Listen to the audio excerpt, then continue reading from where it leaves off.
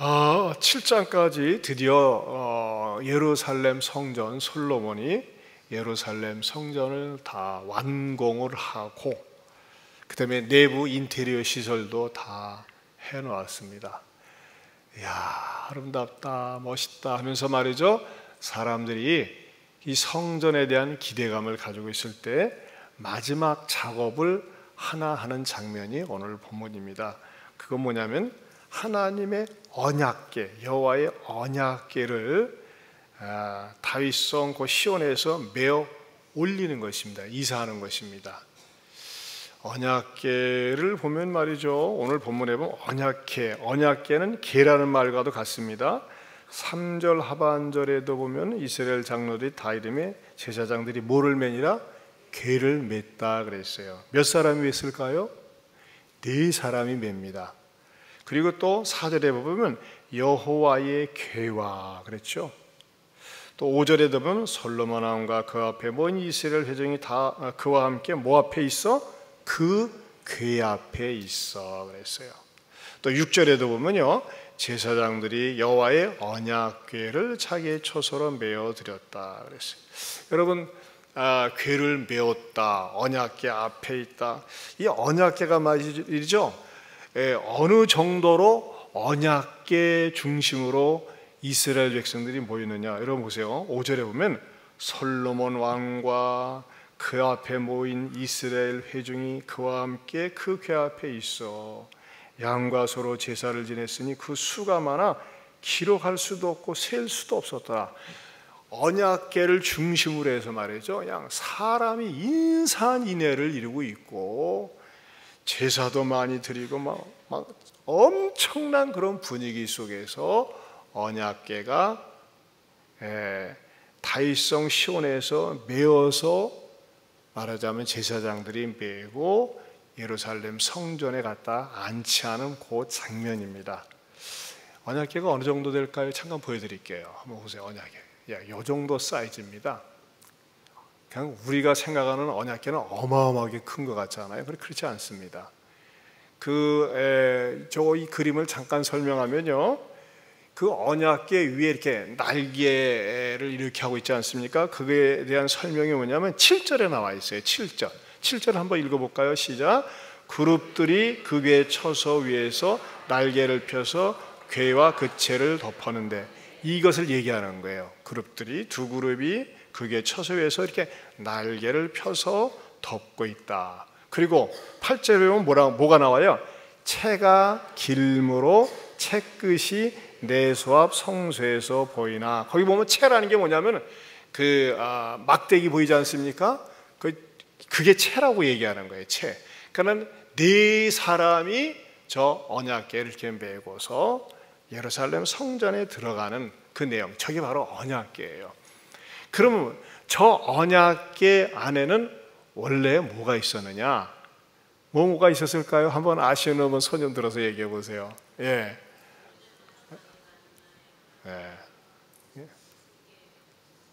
아시는 분들이 많이 계세요. 자, 모세의 2 돌판이 있었어요. 모세의 2 돌판. 그 2 돌판이 뭐죠? 십계명이었어요. 십계명, 모세의 2 돌판이 들어있었고, 또 하나는 아론의 쌍난 지팡이가 들어있었습니다.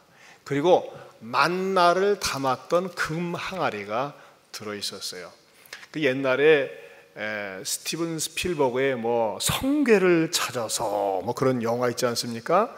말하자면 이런 것에 대한 말하자면 이제 상상력을 동원해서 만든 거였어요. 근데 사실 언약궤는요, 그 동안에 여러분들이 이제 이 언약궤가 뭐냐, 이제 언약궤가 그림으로 딱 잡히지 않았습니까? 언약궤 안에는 뭐가 3가지 있었다고 그랬어요? 모세가 받은 십계명 2 돌판, 그 다음에 아론의 쌍난 지팡이, 그리고 이스라엘 백성들이 광야 시절에 하나님께서 주셔서 먹었던 그런 만나가 들어있었습니다. 그런데 이 언약궤는 모세가 광야에 있을 때 시내산에서 받았던 그 2 돌판이었는데 그리고 방금 말씀드린 것과 같은 내용물이 들어있었는데, 이 언약궤가 말이죠, 제대로 제 자리를 차지하고 있지를 못했습니다. 많이 옮겨 다녀야 했어요. 때로는 말이죠, 그 이스라엘 백성들이 이동할 때 항상 언약궤 중심으로 광야에서도 언약궤가 움직이면 움직이고 언약궤가 멈춰서면 멈춰서곤 했어요. 그리고 여리고성을 함락할 때도 언약궤를 메고 열세바퀴를 돌았어요. 그 다음에 실로 해막에 안치되었다가 또 사사시대 말기에는 말이죠, 사람들이 각자 제멋대로 놀다 보니까 이 하나님의 언약궤가 잊혀진 적도 있었어요. 그리고 베델에 있게 되었다가 마침내 엘리 제사장 때는 실로로 돌아왔었지만 거의 언약궤가 무시되어졌었습니다. 그러다가 블레셋과의 전쟁이 일어나니까는 어머나, 전쟁이 일어났는데 이 언약궤를 가지고 가면 우리가 이길 수 있지 않을까 해가지고 믿음이 없는 가운데서 언약궤를 가지고 가는데 일종의 부적 역할을 부적처럼 생각을 했어요. 이 언약궤 안에 있는 내용물은 굉장히 존귀한 건데 그것을 이용하는 사람들이 순수한 신앙이 아니라 부적처럼 생각을 하고 블레셋과의 전쟁터에 들어가가지고 빼앗기고 맙니다. 여러분, 어떤 사람들은 죄송합니다, 성경을 부적처럼 생각하는 사람이 있어요. 성경은 보지는 않고 차 안에다 넣고 다니면 감히 성경이 있는지 차를 누가 바뀌었냐? 그게 부적이에요. 그게 부적. 내가 봐야 돼요. 봐야 돼. 어떤 사람은 말이죠, 보지는 않고 성경을 머리맡에 두고 사는 사람이 있어요. 이건 아니에요. 잘못된 그런 신앙이에요. 이스라엘 백성들도 그런 적이 있었단 말이에요. 그러다가 빼앗겼고 또 그리고 다시 돌아와서 베세메스 여호와의 집을 거쳐서 아비나다 집에서 머물다가 오베데돔 집에서 3개월간 있다가 그다음에 다윗 왕이 예루살렘 다윗성으로 가 있다가 드디어 이제 솔로몬이 성전을 건축하고 나서 550년 동안 자그마치 언약궤가 방황을 했었어요. 몇 년 동안요? 550년 동안. 어떤 때부터 언약궤를 광야에서 하나님으로부터 받은 이후로 이게 어느 한 곳에 정착하지를 못하고 어느 때는 언약궤를 소중히 여기면서 하나님도 소중히 여기는 축복을 받기도 하다가 어느 때는 언약궤의 신앙을 저버리고 언약궤를 미신적으로 섬기다가는 아주 된통 혼나기도 하다가 그리고 어느 때는 또 언약궤를 우습게 여기다가 말이죠, 또 즉사하는 사건도 일어나고 이렇게 순환을 많이 겪다가 드디어 예루살렘 성전에 몇 년 만에 550년 만에 예루살렘 성전 지성소에 딱 안치하게 되었어요.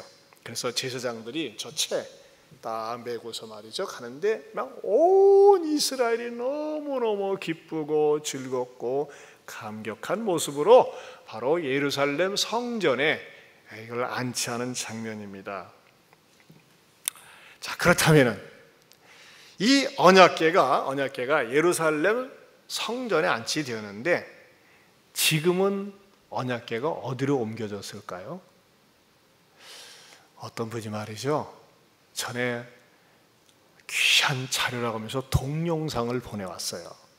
그게 뭐냐면은 그 예수님께서 십자가에서 못 박혀 돌아가시고 나서 피가 뚝뚝뚝 떨어졌는데 핏방울이 땅속에 깊이 들어가가지고서 그 지하에 떨어졌는데 그 지하에 맨 마지막에 떨어진 현장이 바로 언약궤더라 이겁니다. 그래가지고 엄청난 대발견을 했다고 하면서 그런 동영상이 지금도 있습니다. 그런데 그것을 발견한 신학자가 말이죠, 그 예수님의 피를 갖다가 아주 과학적으로 조사를 해보니까 그 예수님의 피가 여성 염색체를 가지고 있다. 남성의 염색체가 아니다. 여성 염색체를 가지고 있다. 그런 발표를 했습니다. 이런 내용을 갖다가 뭐라고 합니까? 뻥이라고 합니다. 뻥이에요, 뻥. 이것을 발견하고 이것을 퍼뜨리는 신학자는 그냥 안식교인이에요. 이게 누가 하느냐가 중요해요. 안식교는 이 구약적인 것을 굉장히 좋아합니다. 여러분 여기 들어오면서 하나님의 교회 보세요. 여기 보면 뭐 유월절, 뭐 초막절 말이죠. 구약의 절기들을 갖다가 굉장히 강조해요.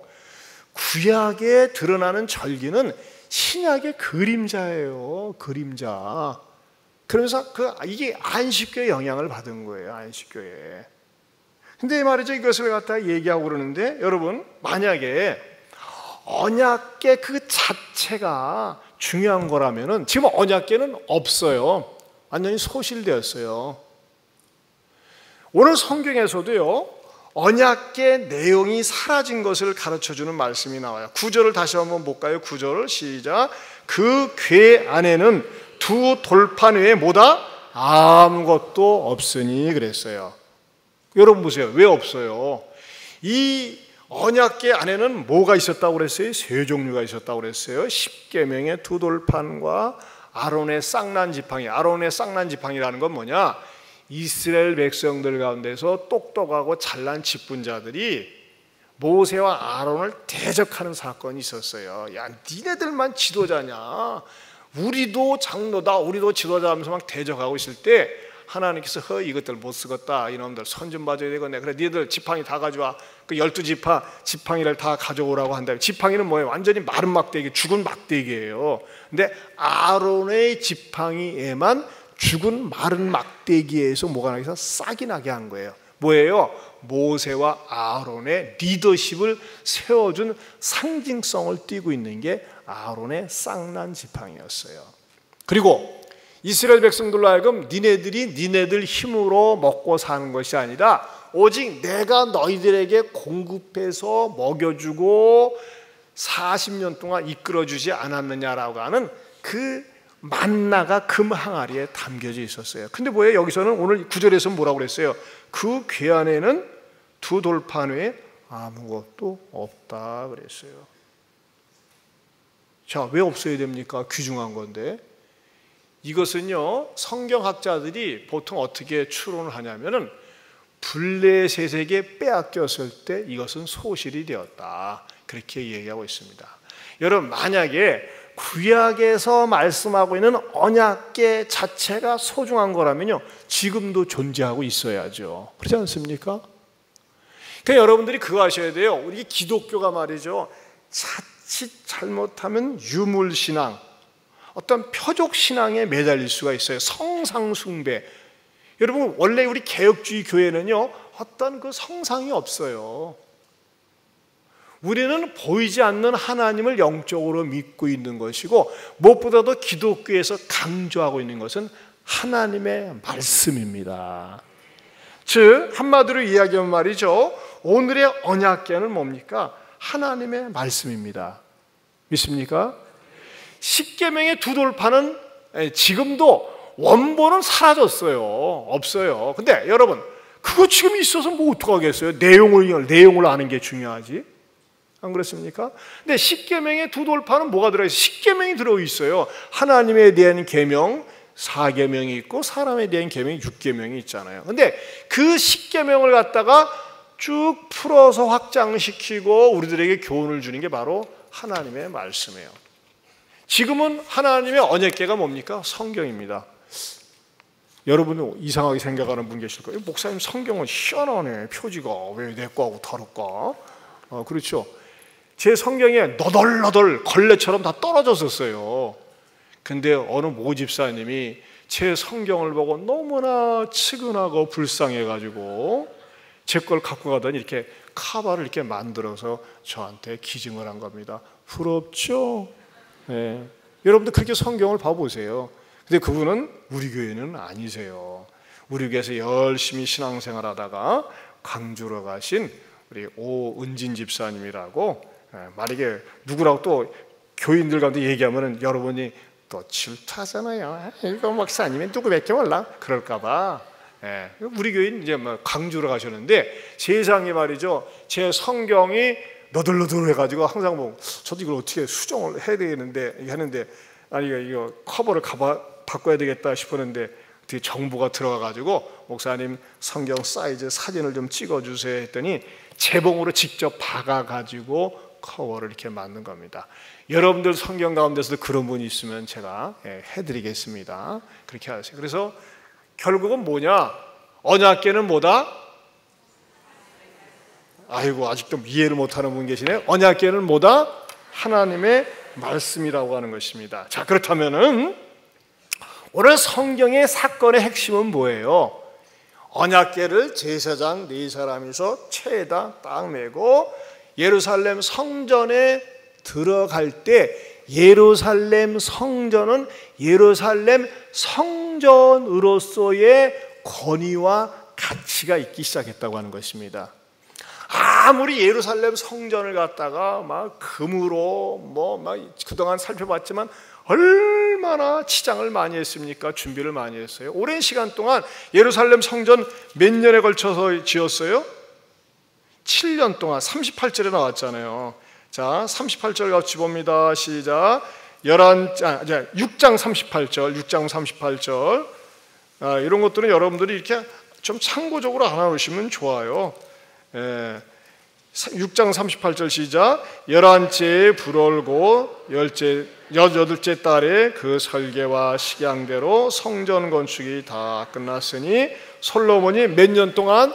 7년 동안 성전을 건축하였더라. 우리에게는 몇 년 걸렸어요? 우리는 1년 한 3개월? 그렇죠. 1년 4개월 걸렸어요. 근데 예루살렘 성전은 7년이란 굉장히 오랜 시간에 공을 들여가지고 지었어요. 그런데 더 가르쳐 주려고 하는 오늘의 성경의 진리는 뭐냐?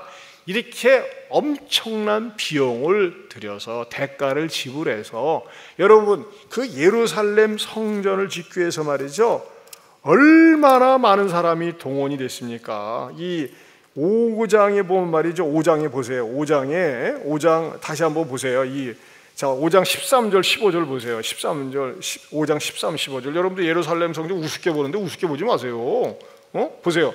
다시 한번 시작. 이에 솔로몬 왕이 온 이스라엘 가운데서 역군을 불러 일으키니 그 역군의 수가 3만 명이라 솔로몬이 그들을 한 달에 10,000명씩 번갈아 레반으로 보내매 그들이 한 달은 레바논에 있고 2달은 집에 있으며 아도니람은 감독이 되었고 솔로몬에게 또 진군이 7만 명이요 산에서 돌을 뜨는 자가 8만 명이니 이외에 이 사역을 감독하는 관리가 3,300명이라 그들이 일하는 백성을 거느렸더라. 자, 예루살렘을 짓는데 몇 년 걸렸었다고요? 7년. 자, 전부 숫자 합치니까 몇 명이 동원됐어요? 예? 몇 명? 15만 명, 16만 3,800명이 동원이 됐어요. 어마어마한 숫자 아니겠어요? 그런데 더 중요한 게 있어요. 뭐가 중요하다고요?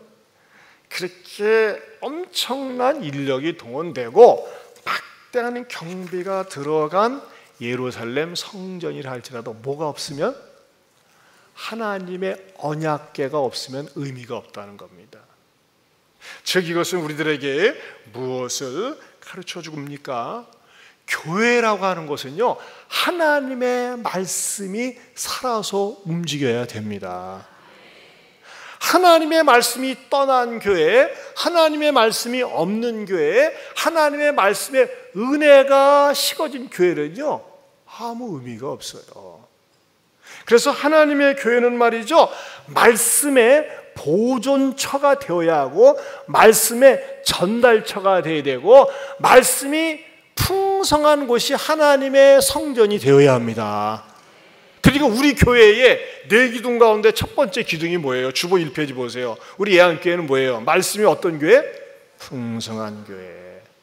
저는 우리 예안교회가 주님 오시는 날까지 주님 재림하시는 날까지 말씀이 풍성한 교회가 될 수 있기를 바랍니다. 말씀이 교회 안에 항상 흘러넘쳐야 합니다. 우리 올바른 신앙, 건강한 신앙은요 항상 하나님의 말씀이 뭐라고 하시느냐, 그게 중요해요. 근데 이번에 로마 교황이 쿠바를 방문해서 카스테라가 아니라 카스트로를 만나고 또 미국을 방문했는데, 당신이 말이지 좀 사회주의적인 그런 사상을 갖고 있지 않느냐, 사람들이 공격을 했어요. 그런데 교황이 뭐라고 얘기했습니까? 우리 교회의 입장은 그렇지 않습니다. 항상 교회를 얘기했어요. 교회의 입장. 이게 여러분 천주교와 우리 기독교와 다른 거예요. 우리 기독교는 뭘 강조합니까? 성경이 뭐라고 얘기하느냐. 천주교는요, 성경보다는 교회의 권위를 더 앞세웁니다. 이 성경보다는요, 추기경들이 모여서 결정한 그것을 갖다가 성경보다 더 앞서요. 여러분, 교황의 입에서 성경이 뭐라고 가르치는지 아십니까? 성경이 가르치면 뭔지 아십니까? 그런 말 여러분 가만히 뉴스 들어보세요. 계속해서 뉴스에 나오는 게 교회에서 가르치는 대로, 우리는 교회의 교리를 가르칠 뿐입니다. 그렇게 합니다. 그러다 보니까요, 교회의 공동체인 추기경들이, 주교단들이 말이죠, 때로는 인간적인 오류를 범합니다. 여러분, 로마 교황청에서 오류가 굉장히 많았어요. 교회에서 성경은 분명히 지동서를 얘기했어요. 그러나 교회에서 뭘 얘기했어요? 아니야, 어떻게 말이지, 지동설이야, 천동설이야 하고 결정을 했어요. 그러다가 나중에 성경 읽어보니까 지동설이 맞네요. 우리가 오류를 범했다고 그랬어요. 여러분, 그거 아셔야 돼요. 하나님의 교회는 모든 권위를 어디에 두어야 합니까? 아이고, 크게 좀 얘기해보세요. 우리는 모든 권위를 어디에 두어야 합니까? 자, 한번 따라서 합시다. 우리의 모든 권위는 성경에 둡니다. 들고 한번 해보세요. 어느 교회는 그래요. 저기 오스틴 목사님 맨날 예배 시간마다 성경을 꼭 들어요. 다시 한번 상기 위해서, 우리의 모든 권위는 성경에 있습니다. 그렇죠? 성경에 있어요. 성경이 뭐예요? 오늘의 언약궤라고 하는 것입니다. 자, 그런데 이 성경이 말이죠, 성경이 문자에 대한 성경으로 책상에 있고 폼으로 갖고 다니는 성경으로 있으면 안 돼요. 저는 개인적으로요, 스마트폰으로 성경 보는 거 반대합니다. 스마트폰으로 보는 거 왜 반대하느냐? 거기에는 말이죠, 글자를 통해서 읽는 그 생생한 그 감이 약해요. 그래서 여러분, 웬만하면은 성경책을 이렇게 갖고 다니면서 성경을 보는 게 좋아요. 자, 그런데 하나님의 언약궤가 이스라엘 백성들 가운데서 말이죠, 어느 때는 소중히 여겨져 가지고 여리고성을 돌 때는 언약궤를 메고서 돌면서 말이죠, 여리고성이 무너지기도 했어요.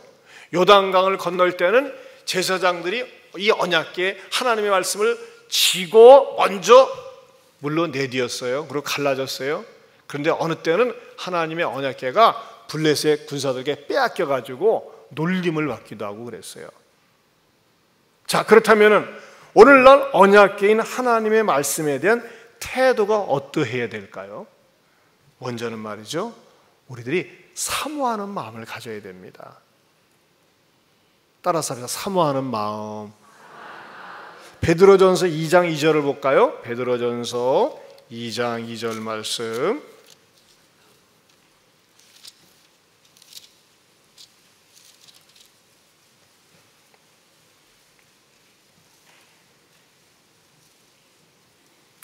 베드로전서 2장 2절 말씀.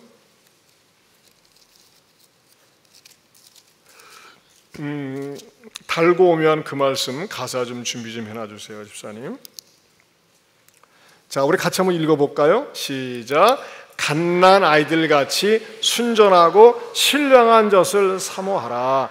이는 그로 말미암아 너희로 구원에 이르도록 자라게 하려 함이라.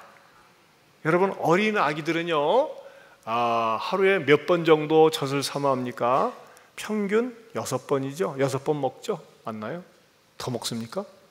몰라요. 개 키운 지 오래돼가지고. 애기 엄마. 다들 설렁설렁을 해요. 아무튼 애기들은 말이죠, 백고래가 쉽게 꺼지기도 하고 다 젖을 사모합니다. 여러분, 건강한 성도는요, 어떤 특징을 가지고 있어야 됩니까? 말씀에 대한 목마름이 있어야 돼요. 말씀을 사모해야 됩니다. 자, 말씀은 두 종류가 있다고 그랬어요. 기록된 말씀, 로고스가 있어요. 그런데 기록된 말씀을 통해서 예배 속에서 주의 종을 통해서 전달되어지는 레마의 말씀이 있어요. 우리가 말씀을 직접 읽으면서 성령의 음성을 듣고 깨달을 때도 있지만은, 강단에서 주의 종을 통해서 전달되는 말씀을 통해서 하나님의 음성으로 알고 들을 때 그것이 나에게 축복이 됩니다. 그러나 가장 중요한 것은 뭡니까? 여러분들이 말씀을 대하는 태도가 중요합니다. 하나님, 저는 무지해요. 하나님, 저는 잘 몰라요. 말씀을 통해서 가르쳐 주세요. 깨닫게 해주세요. 그런 사모하는 마음을 가질 때 하나님은요, 사모하는 심령에게 정말 말씀을 달게 해주세요. 말씀이 내 안에 달게 느껴질 때 말이죠, 어떤 역사가 일어납니까?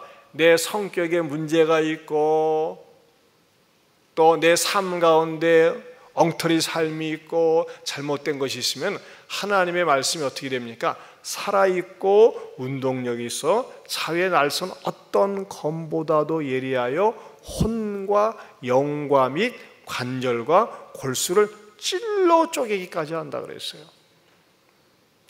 여러분, 저는 성령님께서 저와 여러분들 모두에게 하나님의 말씀에 대한 목마름과 사모하는 마음을 주시기를 바랍니다.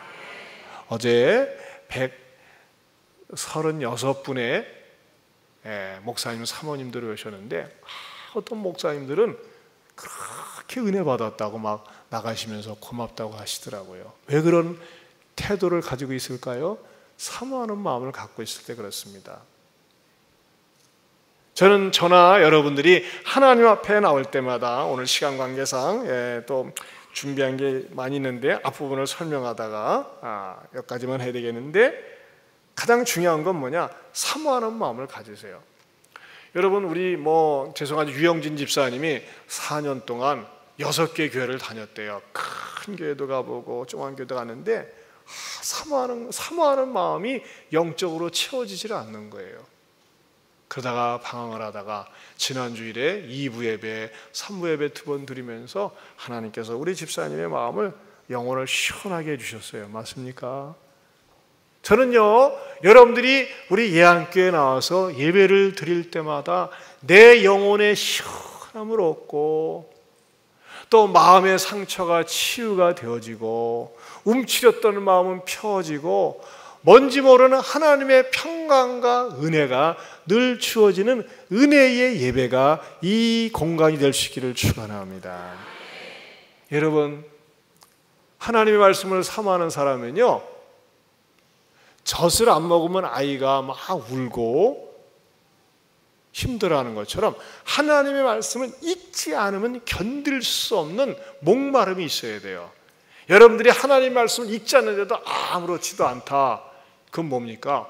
엄청나게 영적으로 만성 위장병에 걸린 거예요. 여러분, 어떤 사람은요, 그런 사람이 있어요. 안 먹어도 배가 안 고프대. 그건 뭐예요? 위가 나쁜 거예요. 그렇죠? 안 먹어도 배가 안 고프다. 그럼 배가 고파야죠. 저는 때가 되면 꼬록 소리가 나요. 그래, 때를 찾아서 먹죠. 영적으로도 마찬가지예요. 내가 성경을 읽지 않으면요, 뭔가 평안함이 없고 뭔가 마음이 답답한 거예요. 근데 성경을 읽고 나면요, 뭔가 평안함이 있어요. 왜? 영적 양식을 공급받았기 때문에. 또 예배를 나오지 않으면 내가 견딜 수가 없어요. 우리 집사님 참 좋은 간증했어요. 때로는 말이죠, 사실 보면 인터넷이나 기독교 텔레비전에 보면 유명한 목사님들 많이 나오지 않습니까? 근데 그걸 들어도요, 양이 차질 않는 거예요. 왜 그런 것이죠? 영적인 현장감이 없어서 그래요. 영적인 현장감은요, 바로 하나님 앞에 나와서 예배를 드릴 때의 그 현장을 통해서 은혜를 주시는 줄로 믿습니다. 저는 성령님께서 저와 여러분들에게 이 은혜를 주셨으면 좋겠어요. 하나님의 말씀이 달고 오묘하다. 따라서 합시다. 하나님의 말씀이 달고 오묘합니다. 그럼요, 교회 오는 것이 즐거워요. 단 말씀, 오묘한 말씀을 듣고 싶어서.